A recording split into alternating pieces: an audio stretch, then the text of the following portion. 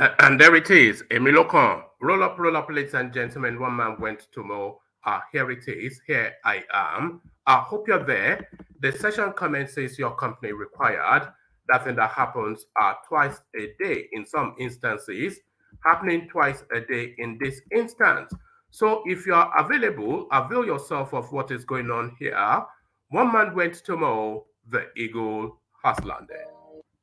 Another Savior, holy, holy, holy, holy, Adimebujuku. Another Savior, holy, holy, holy, holy, Adimebujuku.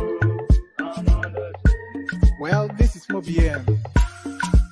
This is dedicated to the gallant heroes of the Nigerian Biafra War and IPO families all over the world. I remember the Nigerian Biafran war, in the thickness of the Biafra genocide. Hey, one man revived the vanishing hope to life. Let the great Biafran army to fight, and they were singing out, holy, holy, holy, holy, all the is another Savior. They were singing out, holy, holy, holy, holy, all the is another Savior. Holy, holy, holy, holy, all the is another Savior. Many years after the genocide, whoa, yet another great leader has risen up now. Oh, and he's leading the Biafrans to victory. Inyamadika yabika kwa namno. Hey, anamekele maduche mefo. Mwanemo, it's an honor having you on board. When I'm singing along, holy, holy, holy, holy, Namdekano is another Savior. Gonna sing along, holy, holy, holy, holy, Namdekano is another Savior. When I sing along, holy, holy, holy, holy, holy, holy, holy, is another Savior. Getting moving right and getting moving faster now. Holy, holy, holy, holy, is another Savior. Holy, holy, getting moving right, moving faster. Yeah, for freedom. Is another Savior. Yeah, for freedom. Holy, holy, holy, holy, Namdekano is another Savior. Another Savior, holy, holy, holy, holy, Adimebujuku. Another Savior, holy, holy, holy, holy, Adimebujuku. Well, this is Mobien. This is dedicated to the gallant heroes of the Nigerian Biafra War and IPO families all over the world. I remember the Nigerian Biafran war, in the thickness of the Biafra genocide. Hey, one man revived the vanishing hope to life. Let the great Biafran army to fight, and they were singing out, holy, holy, holy, holy, all the is another Savior. They were singing out, holy, holy, holy, holy, all the is another Savior. Holy, holy, holy, holy, all the is another Savior. Many years after the genocide, whoa, yet another great leader has risen up now. Oh, and he's leading the Biafrans to victory. Inyamadika yabika kwa namno. Hey, anamekele maduche mefo.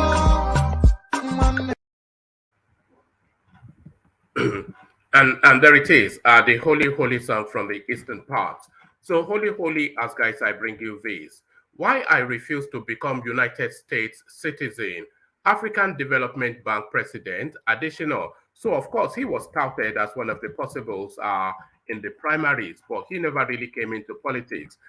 So a man that knows his own mind presented American citizenship, turning it down. Why I refuse to become American citizen. African Development Bank President Adesina. So let's go straight into the readout of it. The president of the African Development Bank, Dr. Akinwunmi Adesina, has said that Nigerians in diaspora excel and lead in various endeavors because the gene of excellence is programmed into them. Adesina, who stated this in a speech he delivered at Nigeria's Diaspora Day celebration, delivered virtually, stated that Nigerians had an incredible capacity to adapt in any environment and to thrive against all odds. The Nigerian former Minister of Agriculture and Rural Development revealed how he rejected to become an American citizen because he believed that God did not make a mistake creating him a Nigerian. He said, take to anywhere in the world, you will find Nigerians. We have an incredible capacity to adapt in any environment and to thrive against all odds, whether in literary art, music, fashion, hospitality, engineering, sports, medicine, science, and technology, mathematics, finance, or international development. Nigerians in diaspora are pace setters. We lead as Nigerians in diaspora for one simple reason, I believe. We have genes, that is genes, that's to say genetics. I believe we have genes of excellence programmed into us as Nigerians. Today, for the first time in our history, a Nigerian is the Deputy Secretary General of the United Nations. A Nigeria is the Director General of the World Trade Organization. A Nigerian is the President of the African Development Bank, that is myself. A Nigerian is the president of Afri-Exim Bank, and until passing away sadly recently, a Nigerian was the president of OPEC, Organization of Petroleum Exporting Countries. A Nigerian, Professor Wole Soyinka, who actually spent a significant amount of time in the diaspora, won the Nobel Prize in Literature, the first ever by a Nigerian. As a member of the diaspora, I have had the honor of winning the World Food Prize, the first ever by a Nigerian. A Nigerian, Robert Okeji, was named into the United States National Aeronautics Space Administration, NASA. A Nigerian, Robert Okeji, was named into the United States National Aeronautics Space Administration, NASA Inventors Hall of Fame. A Nigerian won the two-time World Heavyweight Championship of the world, and a young Nigerian woman in diaspora was named the most outstanding Chief Marketing Officer in the world by Ford. So that's Ford, the motor manufacturer. So let me take that again. And a young Nigerian woman in diaspora was named the most outstanding Chief Marketing Officer in the world by Ford. A Nigerian in diaspora holds sway as the Minister of Justice and Solicitor General of Alberta in Canada. Now, from those holding high positions to those working day and night with a long night shift to make an honest living, Nigerians in diaspora have continued to make Nigeria proud. They never forget where they come from. He further stated, earlier in my professional career, I was asked, will you stay in the United States and eventually become a citizen? I said no. I showed my colleague my green passport and I said, God did not make a mistake to make me a Nigerian.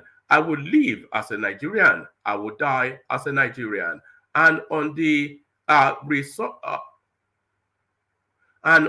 resurrection morning, I will ask God for permission, if possible, to rise as a Nigerian if I can hold a green, white, green flag in my hand, whilst commending the Nigerians in Diaspora Commission on its effort in focusing on the role, needs, and contributions of Nigerians in diaspora.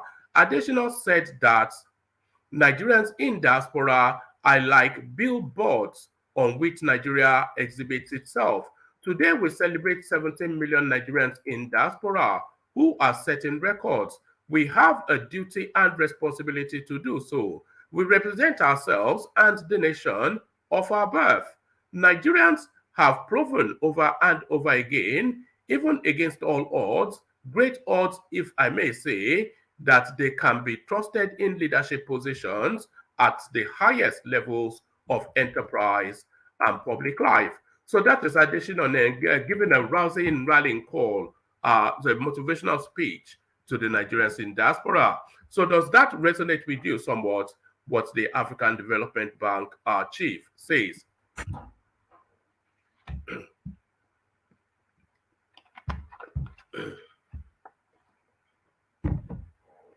So from chest beating with pride to shame, Obi Ezekwesili lampoons House of Representatives Speaker Femi Gbajabiamila for posting photos from his class in Harvard. Former Minister of Education Obi Ezekwesili has lampooned the Speaker of the House of Representatives Femi Gbajabiamila for sharing photos of himself receiving lectures at the John F. Kennedy School of Government at the Harvard Business School. Gbajabiamila posted photos of himself receiving lectures at the university on Tuesday, July the 26th, the same day members of the labor union were engaging in a solidarity rally in support of the strike members of the Academic Staff Union of Universities. Reacting to the photo, Ezekwesili described it as a shame. So here it is right there. So it says, and here is her tweet. It says, what do you folks do for Nigerians? What does Nigeria mean to you all? What justifies your existence as our legislative arm in our democracy? Is there anything about the dire state of Nigeria that worries you at all? And then she continues, it is a monumental shame to have this massive body of lawmakers costing the country so much in money because of your constant desire to take more than you give the country and people. And yet all we have is a legislature on permanent break from the suffering of the citizens. Shame. The arm of government that came into existence, and Nigeria became classified as a democracy is the National Assembly. It is the same body that you two, SPN Nigeria, the Senate President of Nigeria, Lawan, and Speaker Gbajabiamila so poorly preside over. Wake up, wake up, wake up. So there is Obi Ezekwesili now reacting to Gbajabiamila. As the country burns, he's in America pretending to get an education. There is no immediate solutions to aviation industry crisis. So that tone of surrender, of course, which is now the template of the Malam Buhari administration. Minister of Aviation, Hadi Sirika. Minister of Aviation Hadi Sirika has said that there is no immediate solution to the crisis rocking the aviation sector of the country. Speaking during an emergency meeting with the Airline Operators Association of Nigeria in Abuja on Tuesday, July the 26th, Sirika said the variables impacting the crisis in the aviation sector are beyond the industry's control, pointing out that the situation was further compounded by the lingering scarcity of foreign exchange because the source of earning forex has dwindled. The minister stated that there is no short-term solution because of the challenges which he claimed is a global problem. So here are the words of the Mala. He said, pardon me, he said, there is no immediate solution. Energy crisis is real and it is global. Today, there are aviation fuel problems all over the world. From America to New Zealand, it is aggravating in Nigeria because we don't produce the product. As we speak, the government is in the process of finding a permanent solution to this issue. Serika added that some of the solutions being considered include importation of the product at adequate price, accelerating the refurbishment of our refineries. So what is the acceleration? They've been refurbishing it for 7.5 years. So wait, anyway. Serika added that some of the solutions being considered include importation of the product at appropriate price, accelerating the refurbishment of our refineries, and also wait for the coming on stream of Dangote refinery to boost supply of the product. The solution, according to him, cannot be soon enough. So when you ask how soon, I wouldn't know when Dangote will come on stream. I wouldn't know how soon the refineries will be filled. I wouldn't know when the imports will become sufficient, but the government is working towards all this to happen. Serika said he will be meeting with relevant stakeholders, including the Central Bank of Nigeria, to see how the airlines can access dollars at the official market rate rather than the black market rate. So there it is right there. So the price of flying to Abuja now is the price of a small house. How children of APC presidential candidate Tinubu acquired properties worth millions of dollars in cash despite no known source of income. Zainab Ibisola Tinubu and Habibat Tinubu, two children of the presidential candidate of the ruling All Progressives Congress, APC Bola Tinubu, have properties in the United States of America worth millions of dollars. Aged 32 and 30 respectively, Zainab and Habibat Tinubu graduated in Boston's Berkeley College in 2013 and have no verifiable work to earn such funds they used to acquire the property. So I'm not quite sure what the criticism is. I'm not quite sure what the criticism is. They have a famously well-known wealthy father, so he could buy properties for them. So that solves that, doesn't it? Age 32 and 30 respectively, Zainab and Habibat Tinubu graduated in Boston's Berkeley College in 2013 and have no verifiable work to earn such funds they used to acquire the properties. The property documents show that Zainab Ibisola acquired a deluxe condo at 55 Berry Street, Brooklyn, New York, for $2,150,000 in 2014 when she was 25. Her sister Habibat acquired a deluxe apartment at Hudson Street, New York, for $2,400,000 when she was 22, and all the transactions were paid in cash. David Hundeyin, in a report published by West Africa Weekly, said that Habibat, a fresh graduate of music at the time of acquisition of her own property, full and upfront cash payments were made and there was no mortgage, even though the children had no known source of income. They do have a known source of income. They have a wealthy father. So what is the great mystery? I'm still waiting to see where the mystery is or where the accusation is. The APC presidential candidate has been enmeshed in allegations of financial fraud, which he was yet to come clean about. It will be hard to explain how children who barely after graduating from college and have no work or means of income acquired real estate property with the outright payment of millions of dollars in cash, not even through a mortgage. Again, they have a wealthy father who clearly bought them houses. So I'm still waiting to find out where the accusation is. Correspondents reported in September 2008 how the United States federal agents rather successfully linked Tinubu to. I think this is just what they're just using that as an intro point to then regurge all the usual things that they throw at Tinubu. Correspondents report that in September 2008, federal agents successfully linked Tinubu to drug trafficking ring in Chicago. It reported that Tinubu may have been involved in a white heroin trafficking network which operated in Chicago and some part of Indiana, which was led by one Adegboyega Muaz Akande between 1988 and 1993.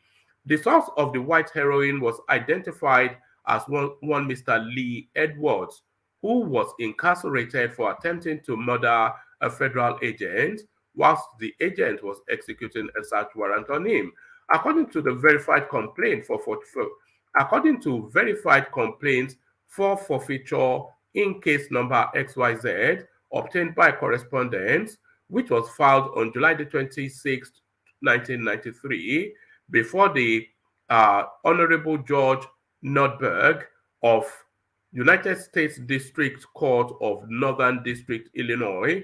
The United States government urged the court to order the forfeiture of funds in the account held by First Heritage Bank in the name of Bola Tinubu. Also ordered for forfeiture were funds in account number blah, blah, blah, and blah, blah, blah, held by Citibank in the name of Bola Tinubu, as there was probable cause to believe that the funds in the accounts represented proceeds of narcotics trafficking or were monies involved in financial transactions in violation of our known laws. However, in a tacit defense of the ownership of the funds, Tinubu averred in court that the funds belonged to himself, his wife, K.O. Tinubu, and his surrogate mother, Alaja Mogaji, and warranted that they had the exclusive rights, title, and interest to the funds. In an affidavit sworn to by one Kevin Moss, a special agent with the United States Internal Revenue Service, Criminal Investigations Department.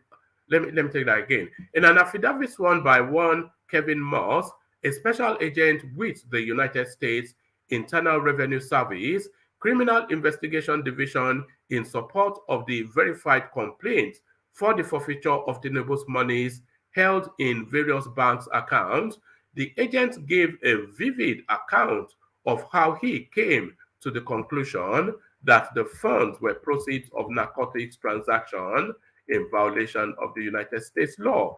Mr. Moss averred that prior to and during 1988, the government became involved in the investigation of a white heroin trafficking network operating in Chicago, Illinois, and Hammond, Indiana. The investigation disclosed that an individual known as Lee Andrew Edwards was the source of the white cocaine. Oh, I think this is going to take us through the entirety of the whole. But essentially, they came in to tell us that Tinubu bought apartments for his daughter, and then off the back of that, they are taking us then through the drug narrative that we've discussed plentifully and we've heard plentiful of. So quite what we are asking to be enraged about is really what I am asking to know. Tinubu bought houses for his daughters. Boo-hoo. So what? Boo-hoo. Tinubu is a wealthy man, so the source of his wealth is under contention, but we do know that he's a wealthy man. That is categorical. So we know that the 22-year-old daughter could not have afforded to buy a 1-point-something million dollars apartment for herself. So where would she have gotten the money from? Let me think. Oh, she has a wealthy father. So what are you inviting? What are you inviting us to that they have no known source of income? They have a known source of income, which is known as a wealthy father. So there it is right there. It's just sometimes they only wanted to use that to take us through this heroin something, and then they will do alpha beta, and then they'll tell us that his hand is shaking, and they'll regurgitate all of those talking points again. So that is that. We are responsible for destruction of cows in Abia community for trespassing on our farmland, IPOB. The indigenous people of Biafra, IPOB, has said that its security network, codenamed the Eastern Security Network, was responsible for the killing of Fulani cows, destroying people's farmlands in the southeast region of Nigeria. IPOB, whilst commending the security network in a statement by its media and publicity secretary, Ima Powerful, on Wednesday, assured that neither the group nor its security operatives are after legitimate Fulanis who are carrying out their legitimate businesses in the region. The group said, I hope this is not one of those long essays that they like to speak in. The group said that the terrorists masquerading as headsmen at Lokpanta should know that ESN under IPOB is responsible for the recent decimation of cows that terrorists are using as cover to kidnap, rape, and destroy our people's farmlands. IPOB therefore warned that if these terrorists attack any community in the area, they must prepare to leave that area and, in fact, entire Biafra land. Commending the ESN for what IPOB described as doing the needful, the statement partly reads, "We, the global family and movement of the indigenous people of Biafra, under the leadership of our great leader, Nnamdi Kanu, commend the doggedness of our great security outfit, called the Eastern Security Network, who confronted the terrorists masquerading as headsmen at Lokpanta on the 22nd of July 2022. We commend the IPOB leadership who has seen what our people are passing through in the hands of these terrorists kidnapping for ransom, etc., etc. IPOB hails them for doing the needful in the area. We're not pursuing responsible Fulanis not to do their legitimate business, but we are after those terrorists masquerading as headsmen, kidnapping and destroying our people's lives and farmlands in the area. IPOB and ESN are responsible for the killing of cows encroaching into people's farmlands. We also warn the Fulani terrorists not to venture attack any community in the area, as is their nature. If they attack any community, that means Fulani will no longer be allowed to do business again in that market. IPOB advises all Fulanis in a legitimate business to ensure they stay within the designated areas assigned to them in the market. They must not exceed the square meters and measurements given to them in that market. If they do, they will have scores to settle with IPOB. IPOB and ESN are responsible. IPOB and ESN have a responsibility to keep our land safe for our indigenous people and lawful residents. We will not compromise on this obligation, even when the compromised Nigerian security agencies have joined to forcefully take over our land. IPOB is the people, and the people are IPOB, and no one or tribe will take over our land, not today, not tomorrow. So the usual thump-thumping and table banging from the Igbotics. So Baba Kure, I see you. Ovie, I see you. And the mighty Ajale Koko, I see you. So good to see you all, gentlemen. So let me come to you first, then Ovie, and you can kick it off. So kick it off for us, Ovie. And start it off with then Femi Adesina refusing to take American citizenship. This is a turn up for the books. I thought all you black people, all you ever want is to, all you Africans, I thought all you ever want is to escape to America and get green passport or whatever the passport is. No, they are 1%. Yeah, this 1% of us who know where we are coming from and where we are going in terms of how the world they roll. You know, what am I trying to say? I mean, when you were reading it, That's what got my attention anyway. I said, no, I have to let me pay attention to this. And when you are reading it, I was like, okay, the reasons that he's given, the example was able to cite and everything. But I just say, yes, this not solid man. That's patriotic. That is the kind of patriot I want to be my president. In fact, they always talk and say, man, if you want to have OLED before you hold any executive position, I don't think you have to do a citizenship. It's called patriotic. It's as in at the end of the day, when you're on the title now, who are you going to go for? And again, this is funny because this same kind of conversation take place in our sports space this couple of days when this guy, bring attention to our sport finally. Somebody, one of our ex-athletes too, went ahead and the top 10 greatest Nigerian athletes, right? He started with the Toby of again and all that, but he put Gloria Alonso and Francis Obikwelu. These two men, yes, they were good, but when the going get tougher, they decided to dump Nigeria. So Francis Obikwelu went to Portugal, nationalized, ended up winning the Olympic silver, competed against Nigeria, beat us, beat that. Gloria Alonso, that our record got broken by Toby Amusu, was the same thing. She won silver for Nigeria in Barcelona, I think. Then they go and get tougher. So decided to dump Nigeria and started representing Spain. So, and I argued against that. I said, these two names not supposed to be there. Why? And I tell them exactly where's your allegiance? You decided to take your allegiance to another country. I'm not saying, that's your choice. I won't force you, but consequences should come with that kind of decision. Some things should come with that kind of decision. People like that should not be celebrated publicly, comparing them with other Nigerians who had the same opportunity but still decided to remain in Nigeria. There should be a great difference. And names should come, the adult people names should be coming on when there is no any other option, no any other people in that category to use as an example. So yes, I totally agree with, I see where Adesina is coming from, and those are kind of Nigeria that are experts. Do you believe him though? Sorry? Do you believe him? I want to believe him. A Nigerian young desperado that has gone through the banana boat to land in America, they offer him a citizenship and he said no, the green passport. No, but one man, if you, apart from, let's put everything into consideration. This is 2022 for God's sake, one man. The world in a very small village, not a very small place. You understand? Be upright. In the world of this information, be has a very solid presence, in social media itself.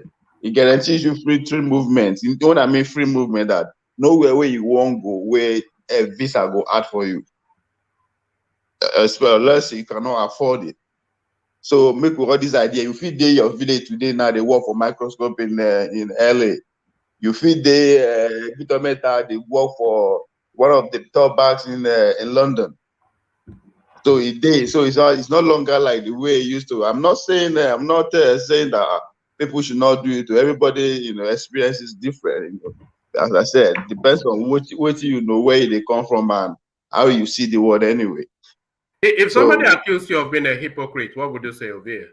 I'm not one. I don't tell you before. I have only one passport, and it's Nigerian passport. Not lie. Wait a minute. You don't have a Nigerian passport of it.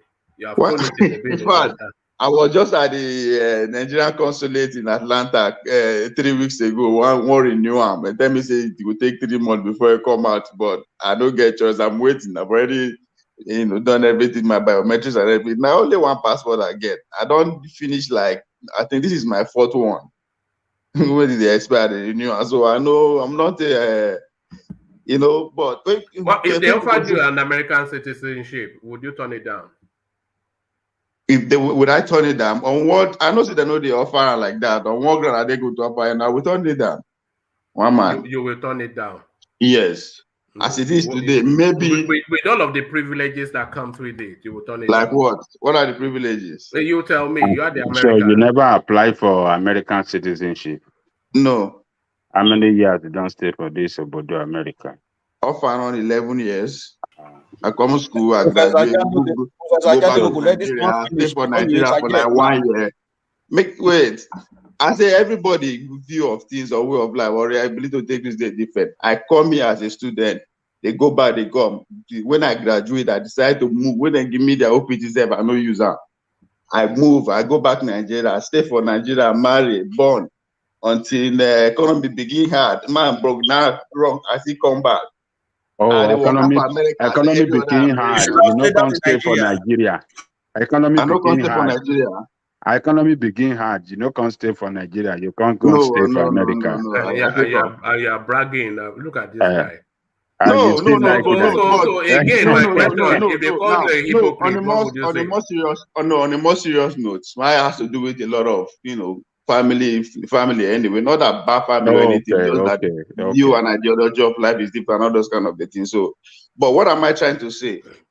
At a point, did I say, "Oh, I want this"? But I'm somebody who say, if I want something that is very, especially as I said, I don't travel go other countries. Nigeria has given me that platform of sport, and I was able to take advantage of it. Nigeria don't carry me travel. Even Qatar State, as a nation, don't carry me travel because I was running for a club there before with the aim of nationalizing to become a Qatar citizen. But along the line, when I begin do my study, when I begin study people who are in that position already, and I say no, I think there's more to life than just this, right? When school carry me come America, do I want it? The temptation is there, obviously, but the opportunity also presents itself. When I did school, we say every week I make the state newspaper. Those are things where we say if I want to apply for it. I get people who say I remember the first time I died 911. I call her because a girl actually got physical with me because she did tell me, say, why no one marry him. I thought it was a joke, but it becomes so serious. I had to call the campus security. So the opportunities were there, present itself. I don't take up. Not because I'm too good or whatever, but that's just my own view of life, how much I understand, how this whole world is. I'm a village boy anytime, any day. Am I proud that I have to go all that far before I need the kind of lifestyle I want? No. You understand? I am not a proud person. If to say I'm my village I did today, I think I will be more happier. To me, that's me now personally. So I don't believe in and as I said, it's 2022. The world is a small place. if you live upright enough, I don't think No. have the resources to back it up. You can do anything. I need to ask you a question. I don't believe now. Make I tell you, in my family, there are some people say they spend so much money just to make sure they come out. They don't come out. I also have a brother that today, if you ask him, he will tell you the 2 weeks that he came to spend in Texas are the most miserable 2 weeks of his life. He is a billionaire in Nigeria. He get back. I understand that, but the hardest thing for him to do is to say he won't come up for Nigeria. And he will give you reason why. He don't work with white people for Chevron, and it's still the way those white people hold on. So we already know the reason. If you say it's a billionaire, then that already says why he won't leave Nigeria. No, I did no. Make I tell you the embassy experience. He has his own story. So I'm using that. I say there are some other people who in my same brothers who be say today, up to today, for as long as I know them, all they wanted to do is to leave Nigeria, but it no happen. So I'm not saying that, but it's just as a personal view, the way I see him, I think yes. All right, to me, it's all about take a question. Take a question from Babakure. Yeah. I have a question for Ovie because you did mention that in the sport, you said some people who have dual nationality should not be given opportunities. Is that what if they want to represent Nigeria, is that what you said? No. Those who decided to adopt Nigeria for a reason bent to them, known to them, and I can't judge them. I can't tell you say whatever, but I just believe that if you decide to pledge your allegiance to another country after I don't serve Nigeria, then you should not be compared to those who face that the same opportunity and they refuse to take it and they stick it through all the way. Example is Toby. Toby na person wey be say now Jebu they start out from. I think that's the point that Adesina was trying to make. Something I want to correct from there. Is it dump, or they have Nigerian citizenship and they still have other country citizenship? Is that what you are saying? Or they just dump Nigeria completely? They throw away their passport. They denounce their citizenship for Nigeria. Is that what you are saying? They Because when begin you say compete dump, for yes, they begin compete for another country now. Well, no, it because doesn't matter if you dump or change your passport, but it doesn't matter. because when you say dump, it means that person relinquished his citizenship or birth. So he forgot about Nigeria entirely. Then he got American citizenship and he embraced that. That is meaning of dump. Yes, when you have stop. Listen now, make I clarify what I know. If you right. Now I use that sport as example because if you don't they compete for Nigeria and you even go ahead and win medal for Nigeria, well, at the end of the day, maybe because you get into you get into a situation that you require the Nigerian state to come to your aid and they fail to do that, you feel disappointed, and that's your reason to dump the country and decide to choose another country to be competing for.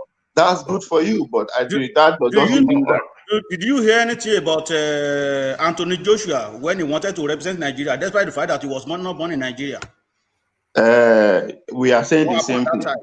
We are saying the same thing. He left. He did go and get tougher. That's what I mean by they go and get tougher and decide to dump. That's what I actually meant. All right, Ovie, let me move you from there to another talking point because I'm not sure where we're going there. But let me move you to this point.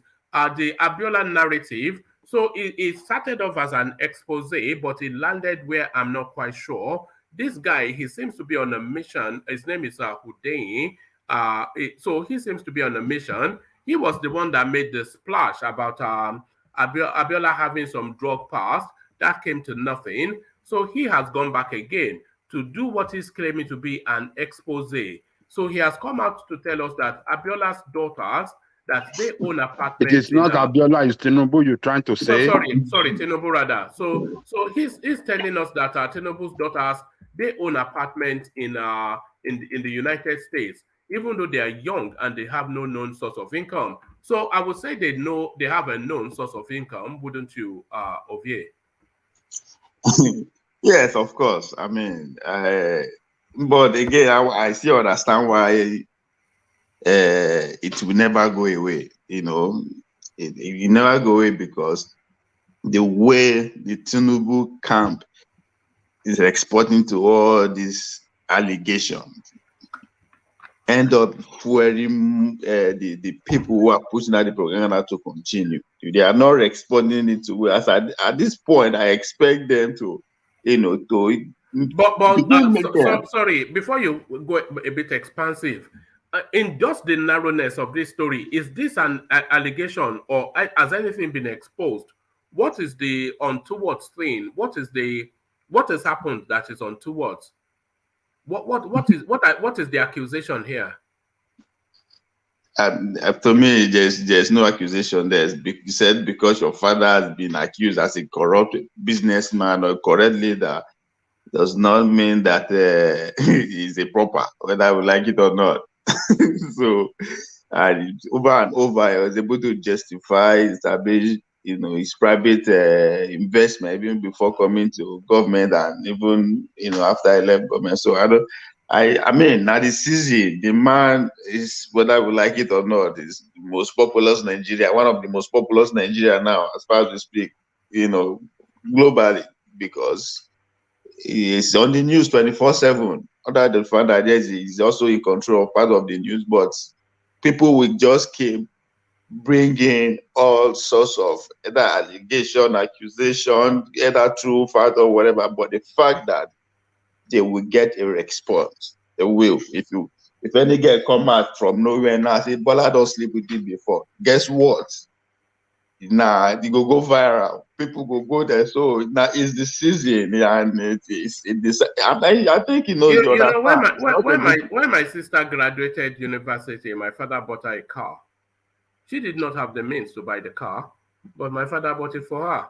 Yes. So what are we? Is it getting somewhat ludicrous? No, one man. The politics comes with it. This is it. Now the drama, that those are the distraction, the propaganda to just carry our focus from the real issue that we should be discussing. You understand? if we spend our time, if the media decide to focus on policy, guess what? It will even help them and even shape their own idea, those who are speaking for the leadership. It helps. They said a good newspaper is a nation. It is interacting with itself. Or interacting with you ourselves. consider this? Do you consider this a hatchet job? Is this guy just a paid agent? This David Hudein. One man.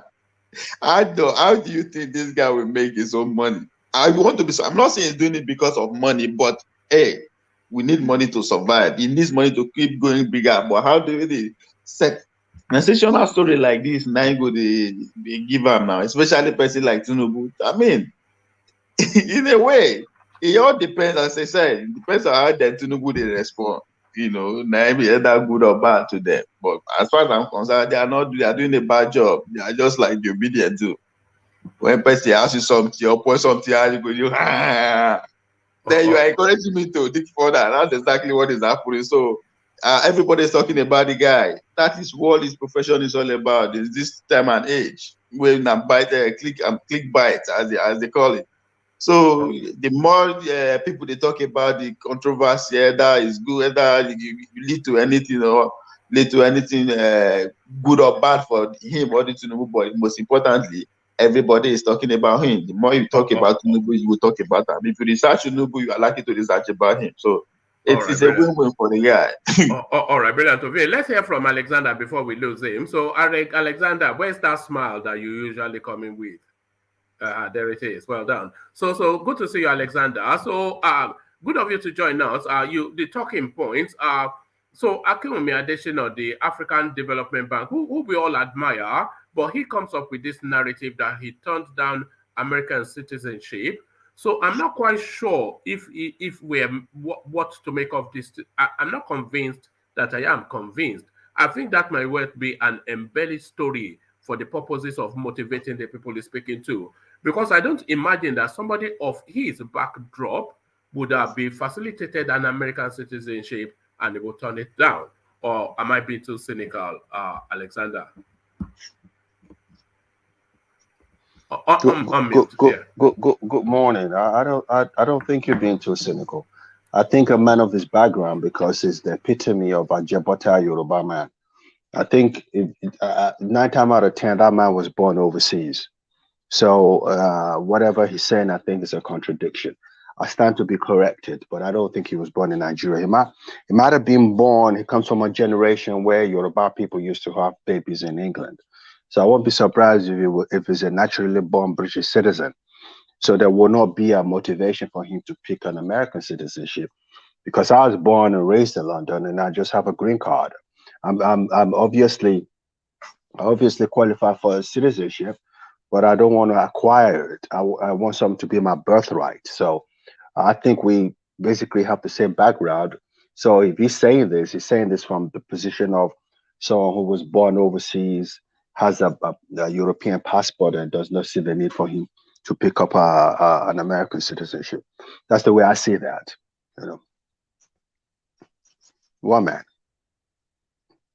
Hello. Is anyone there? No, I am here. I muted myself and I was talking to you. But all this hoopla around that Tinubu's daughters are having apartments in the United States, querying the source of income as to how they acquired the properties. I would have thought the source of income is fairly obvious. Having multiple billionaire fathers, their father are wealthy billionaire dollars. It is a known fact that kids from the upper middle class background of Yoruba heritage usually are spoiled. It's not uncommon for them to have expensive cars, expensive homes, and all that. The same is applicable to the North too. I remember, this will sound like an exaggeration, but God knows it's the gospel truth. I remember 1980, I went to a nightclub in London, Park Lane. And I went outside after the nightclub was over, and I saw a car outside with an Lagos plate number. The Hausa guy, the Fulani guy, had flown into London in the early 80s with his Porsche to spend a weekend in London, and came with his car. That's the kind of pedigree we used to have as Nigerians. That's the kind of show of wealth that we used to portray back in the day. If his children have $1 million apartments, their father's a billionaire. Mike Adenuga's children have $1 billion homes in America. Aliko Dangote, I think his daughter he only has a child, I think. She has $1 million home in America. That's just how the rich play these things. So that's not a big deal. I think that whoever's writing this doesn't understand how the rich play, or it's just bias. That's all it is. Do you think this person is writing from a because yes, I think yes. I didn't want to say that. Yes. So yes, that's exactly what it is. Akushe mindset. Yes. I didn't want to say it. I was trying to be diplomatic. Sometimes when I'm on this platform, I don't want to ruffle some feathers, so I choose my words very carefully. So I didn't want to say that, but that's the way I see that. Ojukwu used his father's money to finance the Biafra war. Ojukwu grew up in Tokuba Street in Lagos, so obviously a lot of Yoruba traits rubbed off the man. The man spoke with a perfect Lagos dialect.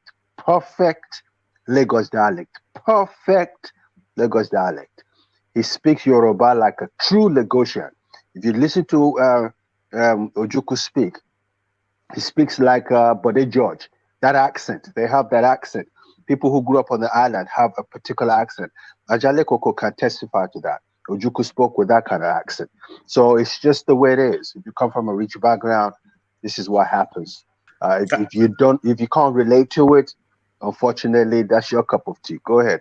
Can I interject, please? Yeah, go ahead, please. Yeah. All right, Alexander, you did mention about Ojukwu that he could speak Yoruba fluently, and I strongly with a perfect Lagos accent. Go ahead. And I think he will be able to speak Igbo language. Yes. Right? So now the question what I'm trying to suggest is that is it not the right time for us to even select the president that can even speak at least the 3 major languages? It's going to be very difficult. It's not, but what I subscribe to unequivocally is a Nigerian president without dual nationality, a Nigerian who's truly patriotic. There is a law in Ghana. If you have a ministerial position, or even if you're an MP, you're supposed to denounce your foreign citizenship. Even a woman who won the MP seat in Takoradi. Takoradi is very close to Cote d'Ivoire, Ivory Coast. She won. She was a member of parliament. They found out later on that she had an Ivorian citizenship. They kicked her out of parliament because she wasn't patriotic enough. I think we need to also do that in Nigeria. If you have a foreign passport or you have a foreign nationality that is acquired, you need to drop it. So that's the way I see it. Do we need someone who could speak multiple languages?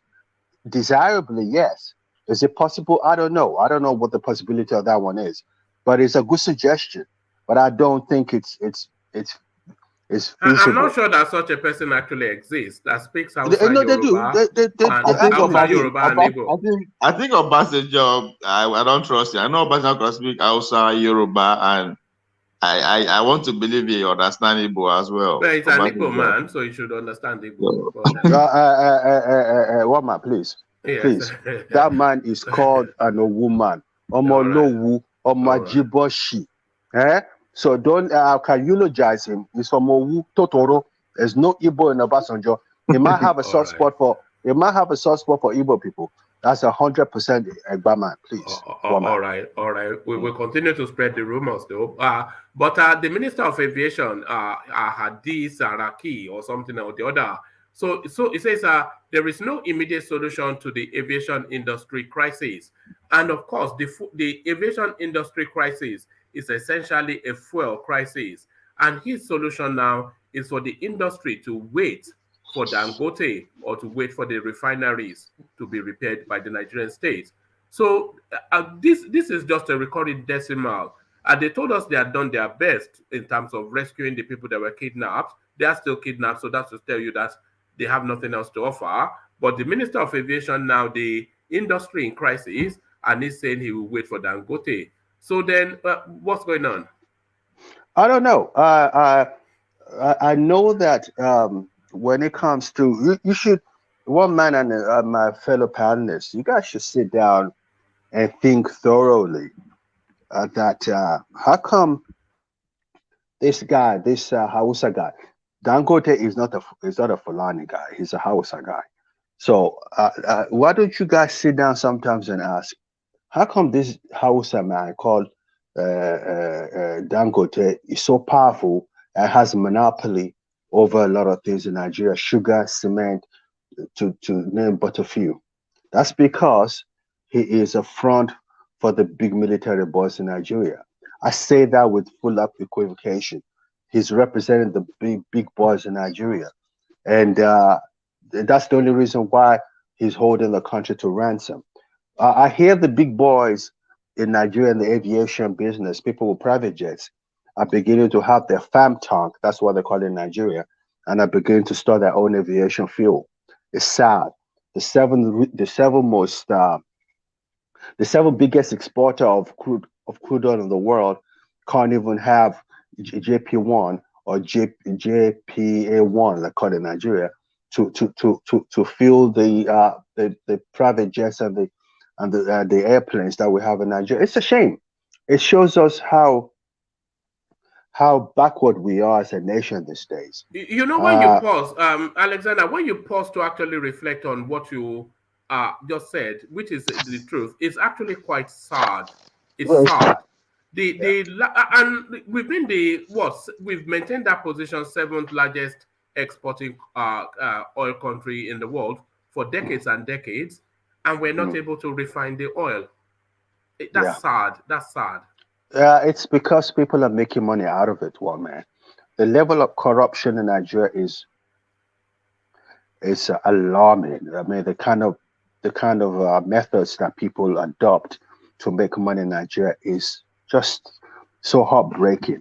You know, Nigeria is like that Akinwunmi guy said, Nigeria is the single greatest black country in the world. Yoruba people are the most celebrated black people in the world, without a shadow of a doubt. We shouldn't be where we are today. The only reason why we're there is because you have people who don't have no business being billionaires. They have no business being billionaires, parading themselves as billionaires because they do crooked things to make money. A lot of people are crooked in Nigeria. I just heard of a very popular woman from Enugu. They call her something Beyonce. Yes, I saw that. The woman used to push drugs with Abakari as her bodyguard, for lack of a better word. You know, I mean, the kind of things we get up to make money in Nigeria, it's unbelievable. It's unbelievable. You know, these days you'll see a rich man, you can't even respect him because you query his source of wealth. You don't know how this money is coming into play. When we were young, we knew about the Abiolas, the Hebrews of this world, people who are Nigerians, people who you would know had industries and were making a lot of money. These days, any fool can be a billionaire and they're celebrated. You know, we've lost our scruples in Nigeria, and it's sad. That's why I said we need someone who would turn the fortune of the country around. All these old politicians need to go and retire. Let the new blood come in. Let's hopefully hope that they turn the fortune around. And we don't need an Ajabota. That's one thing. We do not, to use Kolata's word, we do not need an Ajabota. We need someone like a Soludo who comes from a very poor working background and who has made it single-handedly, who is an economic genius and a master administrator to rule over the space. You know, he's not going there to steal money. He's going there to turn the fortune of the country around. Those are the kind of people we need. We don't need the Tinubus and the Atiku of this world. Atiku, every time I talk about Atiku, I have a stomachache because I didn't know that man had that kind of, you see, Fulani have that kind of mindset though. They have that's how they are. That's their countenance. You sit down with them, you talk to them, they look at you like, Hausa people are not like that. Hausa people are more humble people. Fulani people will look at you like, who do you think you're talking to? We don't need that kind of person. We need someone like an Obasanjo who can relate to the poor, you know, who has a poor working background, who understands what it is not to be able to eat in the morning when he wakes up. So we turn the fortune of the country around. We don't need a butter that has gone to private school all his life, gone to some of the best universities in the world because his father. We don't need that. So now we have what it takes on paper. We just need someone to harness. But the only Ajebota in the field though is Peter Obi. I'm not sure that Tinubu and Atiku came from wealth. Peter Obi would work well as a minister. I think that space. I think he needs to pay his dues a little bit for him to understand what it is to rule over a complex. Someone said on your platform yesterday, you ruled over, governed over Anambra State, a state that has only one language. When you're coming into Nigeria, you come into a complex nation, a country with different nationalities. So you need to be able, like Obasanjo, like someone said on this platform. I don't know how true it is. Let me finish, please. Mr. Lazard, do you mind if I interject a little bit? Yeah, but let me finish this. You can, please. So we need a person who could sit down with a Hausa person, like Ovie, and speak the language. Sit down with an Igbo person, speak the language. Let me say this before I go. Let me say this. And Ovie, you can ask me a question. In 1993 or 94, I was in Accra, Ghana, in a hotel. I had 3 people sit down, talking. One was a Hausa northerner from Ghana. One was a Chui, and one was a Gan, which is Accra and Kumasi. And I was sitting down listening to that dialogue. One man, I was fascinated. One of the wonders that I've ever experienced in my life. Do you know that these people were alternating languages? The Gan would speak and the Wa speak Gan. The Hausa would speak and the Wa speak Hausa. The Ashanti man would speak and I said, wow, this is unity. And like Baba Akure said, maybe that's what we require in Nigeria. Someone who's comfortable with all the different nationalities that we have. So yeah, Ovie, say what you want to say, please. Yeah, I think you just made a very, very profound case for the incoming president, Mr. Rabiu Musa Kwankwaso. Every point you make about how our next president should be, other than the fact that you use Obasanjo, which I kind of disagree with for obvious reasons, but you said we don't need Ajebota, we need Talakawas, we need somebody who understands or wants to be poor. That's who Alhaji Musa Rabiu Kwankwaso is, and that's what the Kwankwaso movement is all about. You said you need somebody who will observe all the nationalities, somebody other than Fulani. Kwankwaso is 100% Hausa man. So the first time we are going to have an Hausa person as a president in 2023 in Kwankwaso. He also said that we need somebody that understands the complexity of Kwankwaso is Peter Obi now. It's a mono-ethnic, mono-religious candidate. Because you just what does he know about Yoruba? Never mind about somebody who has somebody nationality. And Hausa man, that's Hausa man. You went ahead to say, yes, differentiate what an Hausa man, and you are actually right. So in a way, you are making case for Kwankwaso. I just said that you put that there, but using but we know you and I know that his chances of becoming president are just very slim. So the president of Nigeria, I'm not with you on that, the president of Nigeria, whether we like it or not, would be between Tinubu and Atiku. And I'm praying to God every day. I wake up these days at 3 o'clock. I say, please, Atiku should not be president of Nigeria. But having said that, before I go, finally, this is a word to Jewel. Whether Jewel likes it or not, if, and that's a big if, Tinubu becomes the president of Nigeria, my brother, come to the realization that my brother, what's his name? God, I don't know. Tunde Fashola will be his chief of staff. So you can go to bed getting upset. Well, obviously that's going to happen. So, Muhammad, let me let you continue with your show, please. All right, brilliant. Thank you for having me.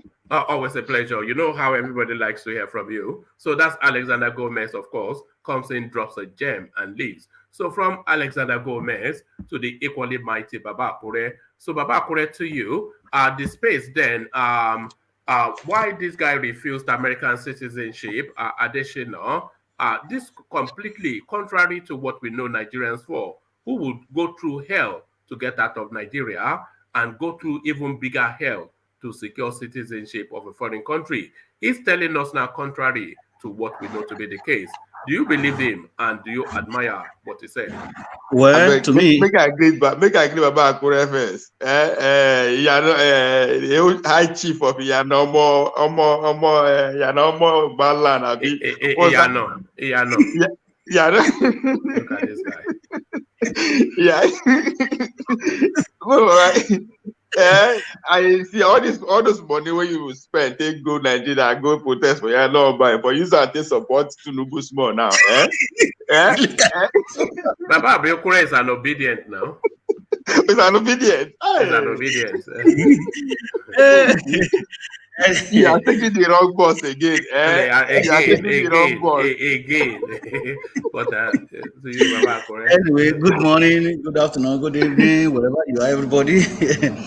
Anyway, I will go with what Mr. Gomez said.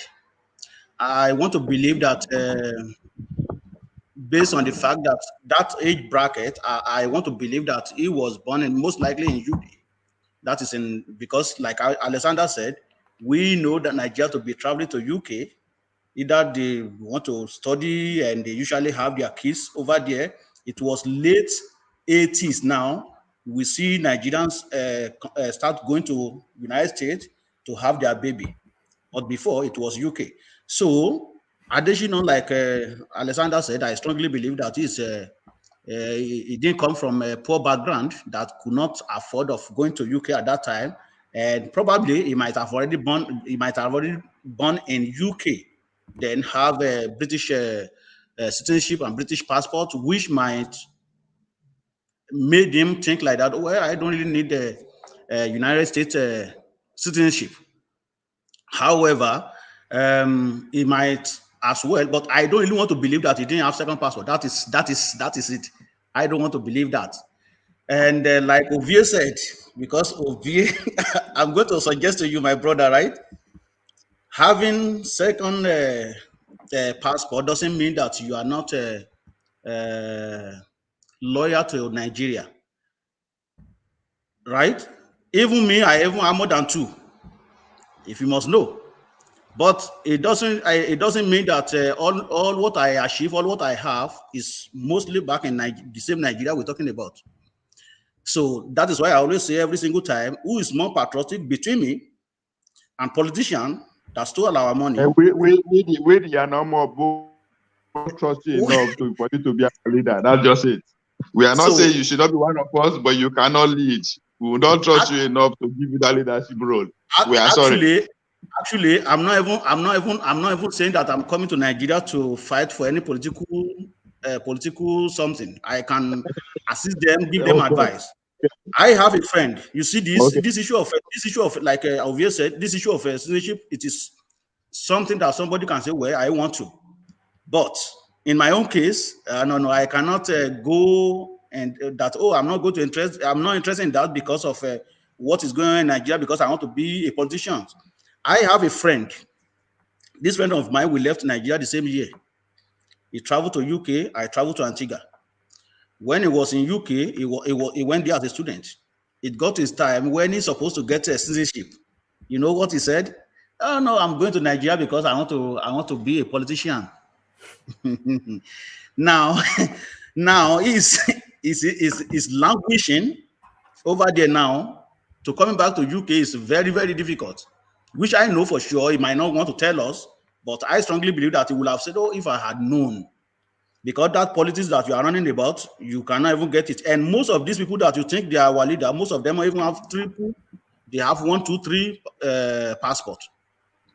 That is the fact. It's just they are not telling that they are not telling the truth. And that is one of the reasons why they don't really care about Nigeria, because if anything broke up today, bang, you see them, they just this Tinubu. I strongly believe that Tinubu has a French passport. I agree with you somewhat, because he seems to have a thing with France. Yeah. So now this is the person that we just, if anything broke up like this, he just does his passport and just take his private jet, gone. He is not going to involve in that problem when that time comes. You saw what happened on after during NSAS. Now it was exactly the next thing you saw. It was in France. Are you talking of Apabio? Apabio has Antiguan passport through citizenship by investment. You can name them. You get what I'm saying? I didn't do my own true investment. I live there. I work for government, so I am entitled to that. And my kids were born there, so it's not an issue of maybe somebody buying. I didn't buy it. I work for it. So most of these people, they have it. And the world is changing right now. The world is a global village. Everybody can. If I don't know if you read article about Liberia a few days back. Now they amend their constitution that any Liberian that want to get other foreign passport, they can go ahead and get it. But the only clause is that you cannot, like Alexander said, is that you cannot hold any executive position. You can work for government. That's my point too. Work for government, but they are not going to give you any executive position. Yes, that is fine. But me, I know the importance of having it. When I was in Antigua, I saw a lot of British. They lived in Antigua. They have business in Antigua. You can imagine they still go to the passport office and submit the application for citizenship, having British passport. So there's a lot of advantage that is innate having dual citizenship.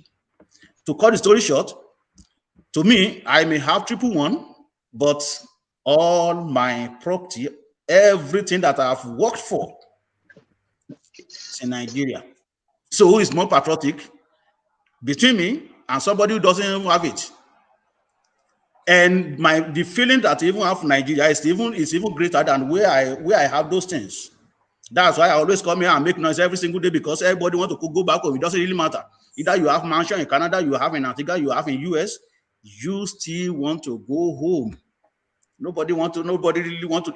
All these things you have is just for free movement, or maybe for you for the duration of your stay, because the opportunity that comes with it. Obvier was saying that it doesn't have any problem. It can just use a green passport and go to somewhere.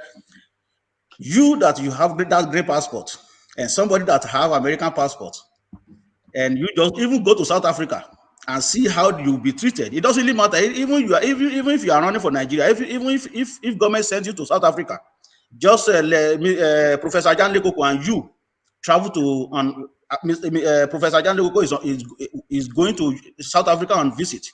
You go on official duty to South Africa, and let's see how they are going to treat Professor Jan Lekoko to you. You will see the difference. So I would suggest to you, my brother, just go and get it if you can get it. No, just go and Baba Akure, you are not. I think you are missing my point. That's you understand. I know they thought everybody actually have a reason, but I think what we agreed is that there are some executive positions should not be allowed to hold if you make that choice. Everybody get a reason why they do not. Not be everybody want to go South Africa. You understand? Not be everybody want to go China. As I said, your view about life is different. I believe in a jungle day. Human being not supposed to live in one place. We are supposed to live with the land, not on the land. That is my own belief. That's why I live in nomadic lifestyle. If America thought we don't want to America again, go back to your village. I will maintain my happiness is not going to drop one bit. I go see the flex and they go. That's me. I know that last people go die, and 100 years from now people go to argue say boy we have ever existed. So I know actually my significant view of life about the world is beyond. It means nothing. I'm saying maybe that's the lack of word. So I don't be saying I do or die, but I must be American. I must be. Nigerian already. If anywhere I go, they don't want me. I move. It's not by force. All right. A difference of opinion. Yeah. Anyway, So different opinion anyway. But for me, I'm not going to say because I want to become a president of Nigeria or governor or even local government chairman, which I'm not even interested in anyway. So, and forget what I've worked very hard for. No, my friend is languishing in Nigeria right now, just because he claimed that, oh well, I want to be a politician.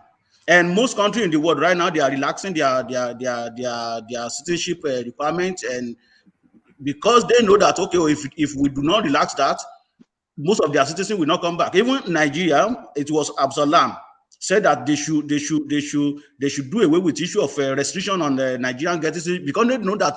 No, I think it was Babangida that actually opened up dual nationalities for Nigerians. Yeah. Okay, because they know that millions of Nigerians living abroad.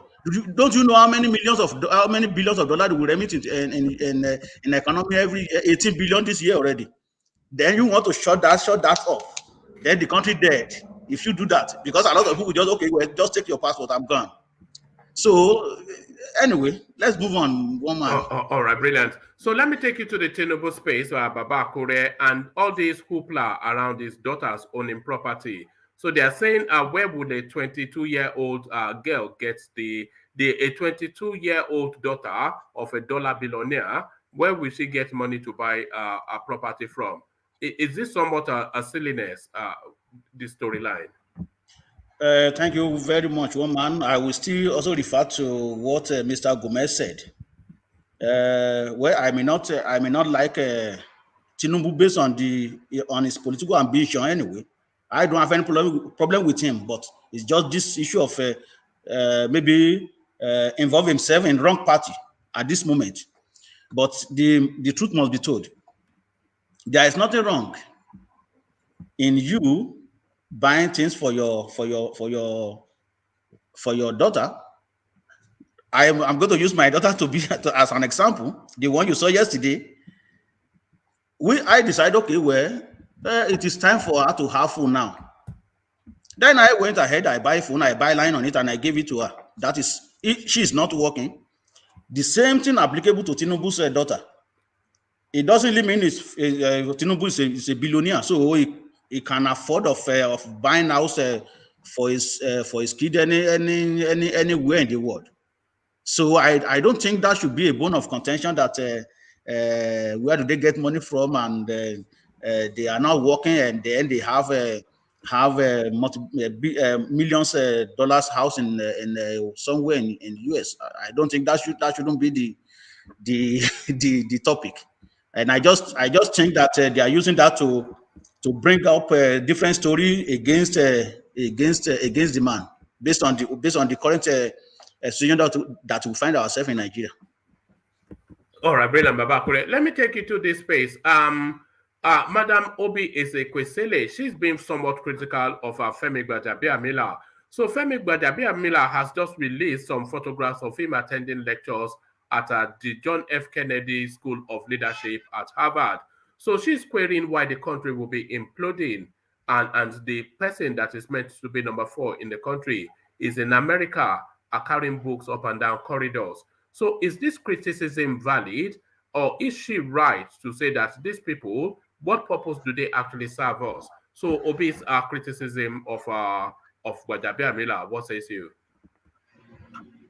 Yeah, can you repeat that question? You said it's a question, right? It's in US right now. No. Femi Gbajabiamila is in the United States. So he has released, yes, right now. He's released to do a program in leadership at the Harvard University. So he released photographs of him attending lectures. And Obi Ezekwesili is criticizing that photograph, that the country is imploding and this guy is carrying books. And she went on to query that what purpose do these people actually serve us whenever we do need them? So is she right in that criticism? She is very, very right. And I'm going to divert a little bit. So you see, these people, they just, like I said, they always mock us, right? Now,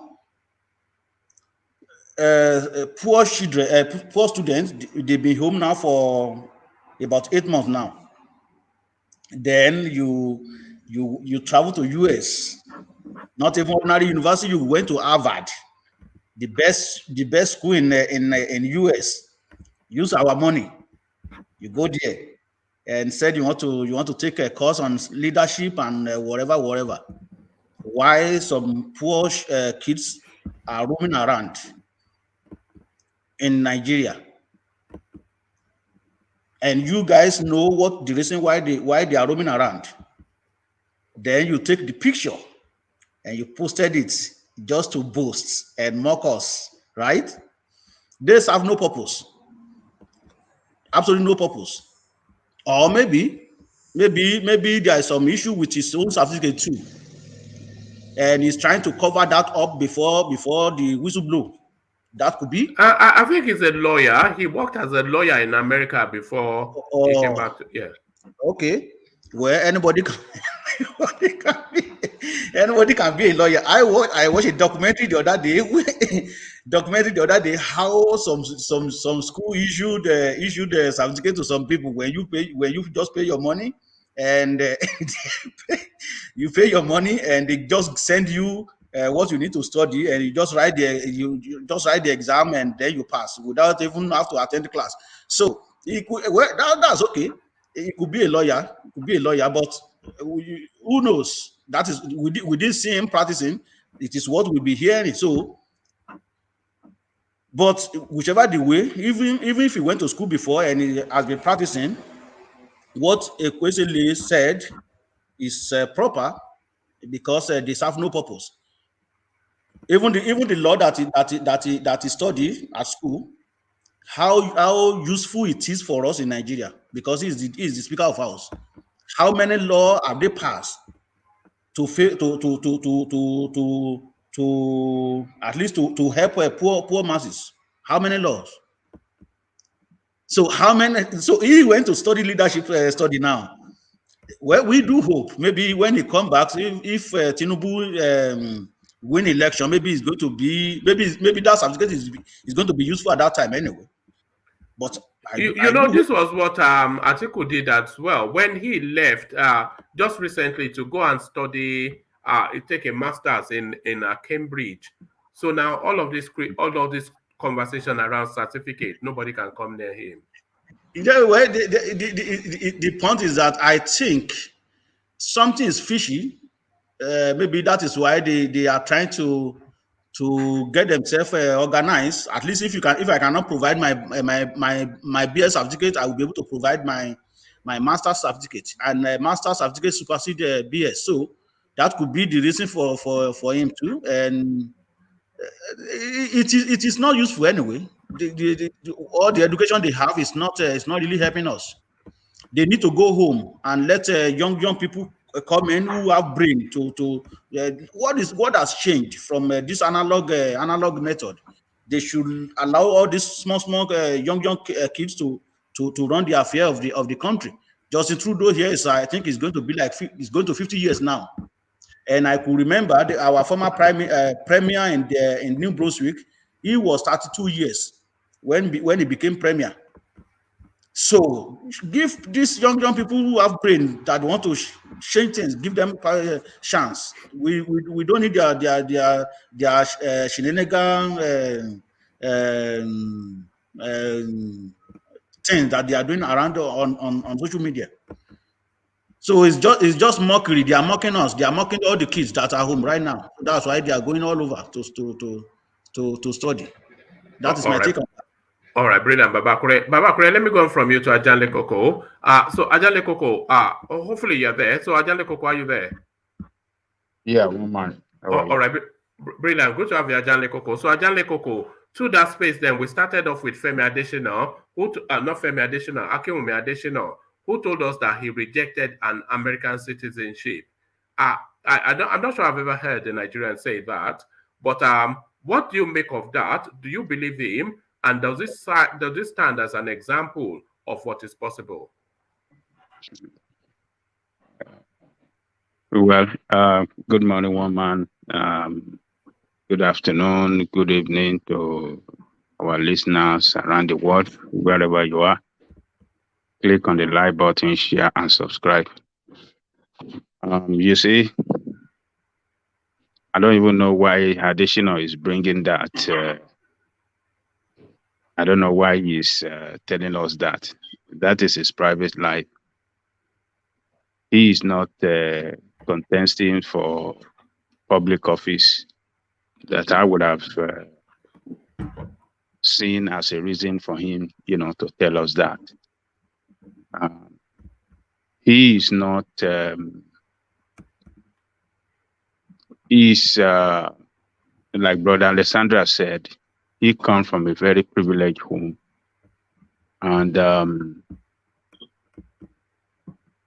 he cannot use himself as a role model to others in that circumstances. That look, I rejected American citizenship.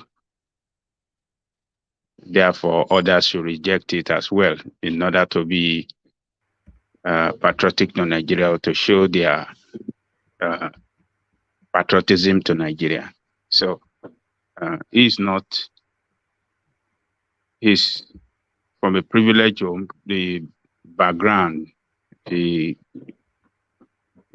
family background tell us that he doesn't even need American citizenship, because I believe his family, they have a lot of investment and a lot of wealth in Nigeria. So why does he need citizenship of another country when he have the family already put on the ground what he can build on and improve upon and even leave behind for coming generation? So he is not the right person to be telling us this story. The only person that I know that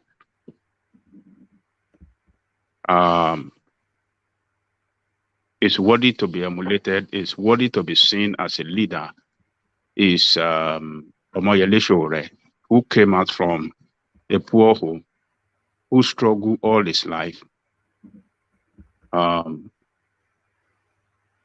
nothing, attended college, University of Lagos, struggled throughout, fighting for the right of people.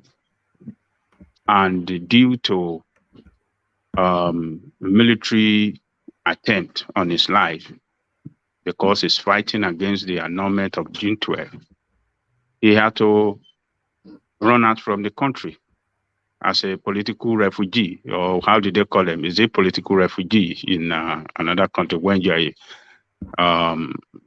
when you run out from your country to another? Are you a political? What did they really call it? Or political prisoner? Is he a political refugee? So he ran to United States with nothing. He worked hard, able to set up a political a media platform. He uses that platform to fight against corruption in Nigeria. He had the opportunity to be citizen of the United States. He didn't take it just because he's a patriotic Nigerian. He's a person that believes in Nigeria. He believes we can make it work. He believes he can contribute his own, effort immensely for the development of that country. And he never stopped. So Omoyele Sowore is the person that should be telling us this, that yes, this is what I went through in life, not Akinwunmi Adesina. He's one of the 1%, how did this class, in the class of 1% richest Nigeria. And there's a lot of favor. He has gained a lot of favor from the government, and it is that favor from the government that put him where he is today. So he's an international citizen. Wherever he's going now, he carry diplomatic passport. So why won't he be? What does he need United States passport for, citizenship for? Because he's an international citizen already, with his the virtue of position that he occupy. So we should. I don't know what he's trying to achieve. I don't know what he's trying to achieve. I think he was speaking to Nigerians in diaspora, and I think he was making motivational speech to them. So he spoke a lot about how Nigerians are achievers and how the success is built into the Nigerian DNA. And then so he did a lot of that. And then he cited a series of examples of Nigerians that have just gone to excel. And it's described how Nigerians occupy some of the topmost positions globally currently. And then he went to himself as an example, saying that he was so proud of his country that when the opportunity presented for him to take up that American citizenship, he rejected it, and he showed the person that offered him his green passport and told him that this is where my pride is. So I think he was actually just geeing them up to be more nationalistic. I think it's sorry,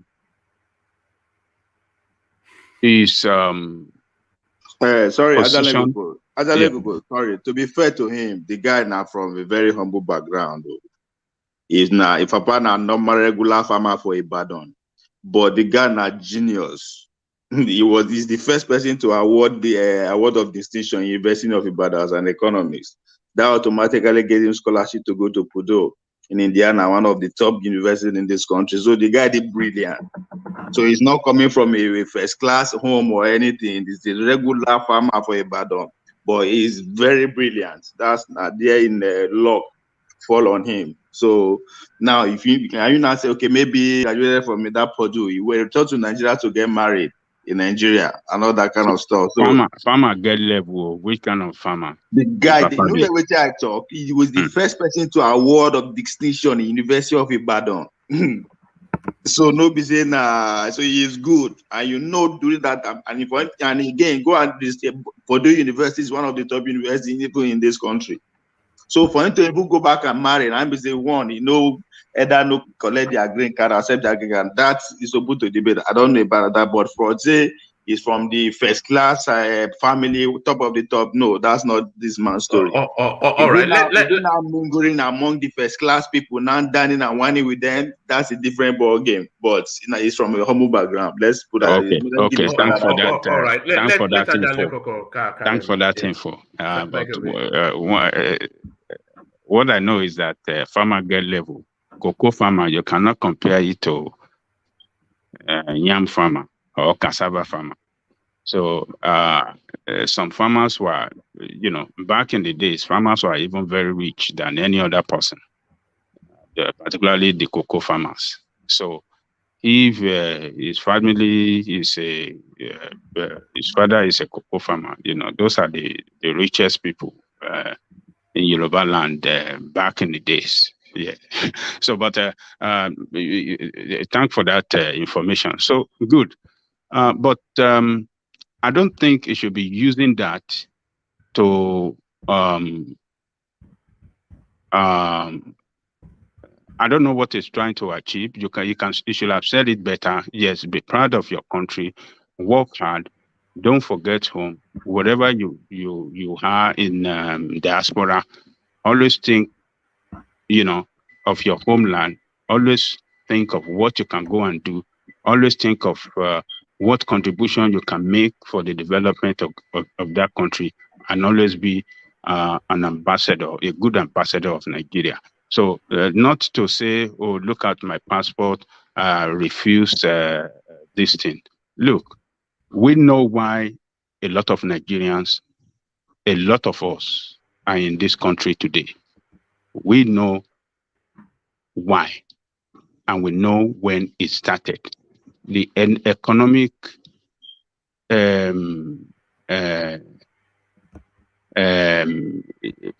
mean, most Nigerians in you know, in diaspora now are, you know, are in the diaspora due to they migrated as an economic immigrant. It's an economic issue that took us out from Nigeria, and this started during the time of Babangida. When Babangida devalued our currency, when he fraudulently took that IMF loan that we did not need, that brought the value of our currency down from what it used to be 65 kobo to $1. As at 1983, when it came, it was 1 naira to $1, and 2 naira to £1. It was during this time the strategy that the fraudulent and corrupt practices that this man injected and institutionalized into the government, the governmental, into the running of the government of that country, that what brought our currency down. And that was when a lot of Nigeria begin to see that if you have to travel outside Nigeria and you make few dollars and you send it back home, you can acquire a lot of wealth. You can do a lot of things in Nigeria if you travel and make your dollar. And that was what really happened. So this corrupt Babangida that you see some politicians going to worship every time when they are contesting for position of power, political position of, when they are contesting for presidential position, one of them, we have seen it, Obi went to worship him, to bow down. We see Tinubu went to bow down. This criminal that destroyed Nigeria economy, it destroyed Nigerian political structure, it destroyed Nigerian unity. If you don't mind, can I say something? There's a very interesting conversation going on the chat space about this Adesina, comparing it to how Koja Ewela, able to accept us and become the, I think Efosa is drawing that narrative, and I think it's very important. I think that's no, there's always this why are you always promoting this your clansman? So if you want to come on, the point, just look at the point he's making. I saw it. It's very interesting, but not a lot of people know that is the political side of it. And compared to what Aluta is saying, Aluta, I beg, speak to what you know. People they different for this America. Everybody get different waiting why they are here, why they allow you in the first place. So no talk say they know the offer. They offer, see they never offer you. People did. I know just say they don't offer me, or if they give me, I go take, or I no go take. No, but that is not a fact. That is not a statement of fact. So as I was saying, Babangida put that country into economic mess, political mess, and it destroyed the unity of that country. I could remember back then, this man was saying he wanted to take, he put the country into debate over IMF loan. There was a lot of symposium, a lot of workshop, a lot of public speech, a lot of debate everywhere on whether to take IMF loan or not to take it. It put us through a lot of this debate for several months. Where did we end up to? He ended up taking that loan behind the door. So, and it was one of the conditionalities of that loan is that the valuation of your currency.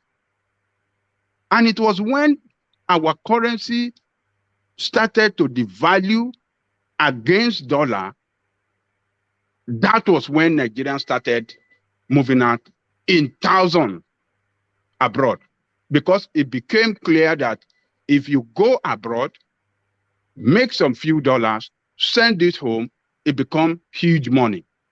And that was what took us to where we are today. So for some people, some politicians, to still be going to this criminal that destroy every fabric on which that country stand, every good thing on that country stand, is just a shame. So we have to detach ourselves from this criminal. So Andomo Yelesole is the only person that said, I will not honor him but other positions you can see him going to honor this criminal. So you need a haircut. Go get a haircut. So Babangida's devaluation of the country resulted into Nigerians moving out of Nigeria as an economic immigrant, and that is what it make it attractive for us to go out and be citizen of outside Nigeria. If we have not done so, if Nigerian economy if Nigerian economy have been a good economy, we have good, value of our currency. It won't be attractive for us to travel out for dollar. We were traveling out. Every Nigerians are traveling out for dollar. Simple. So Adewumi cannot use his own case as a person that God, a person that God bless him to be successful, and because of the success he has achieved in life, that make it unnecessary for him to take American citizenship. It should not discourage others. There are a lot of Nigerians that are from poor home. A lot of Nigerians cannot survive in Nigeria. So coming to abroad, making the dollar is the best way, is the only way out for them to be to economically survive and be financially buoyant in life. So I don't agree with him. He can use it in another way to encourage Nigeria, and not the method he's using. I disagree with it. All right, brilliant, Ajale Koko. So brilliant, Ajale Koko. So Ajale Koko, I want to start to round off here because I have something that I have to go do urgently. But before I do that, let me acknowledge Kulata's super chat, which Odvie had already responded to. But just to document what Kulata did say, it says you apply for citizenship and you don't reject it. So Ovie responded to that by saying that may well be your understanding, but at a certain bracket in society. Can I say this briefly before you? Very, very brief though. But you see the Abiola, the Tinubu's case. Anybody that is applying for public office should be ready for criticism. Should be ready to have things like this be published against him. So what that guy is doing, and all these people that are publishing this thing against Tinubu, they are doing it just to awaken Nigerians that look at one of your leaders. They only love their own family. They don't love you. They have the political position to better your life. Look at your life back home, or look at the life of their children living in abroad. So it is better. It doesn't mean that they're trying to destroy him, but it's just a way of telling our poor people, our people back home, that they love their own family better than you, and you need to look another way. Look for another leadership that can better your life. So I don't see anything wrong in it. Brilliant, well put. So thank you, Ajale Koko, fantastic. So thank you, Ajale Koko, Ovie, and Baba Kure. So it's been just it's like back in the old days, it's a throwback, because pretty much the four of us started this streaming together. You remember Ovie? And then we had Maurice shouting abuse at us from Yes, I'm still waiting for my dividends. Don't worry, your dividends is in heaven. Your dividend is in heaven. Don't worry. I'm not interested in heaven, though. Don't worry. I'll send you some crypto. Sorry, on the just a round up there, I think Adesina is throwing a shot at Okonjo-Iweala straight up. No, I don't think so, but we'll tackle that later. So thanks everyone. So Ovie has prepped it up for the later session, so we take it off from there because I totally disagree with what he said. But I'll leave it there and meet you in the next session. And peace. Thank you, everybody.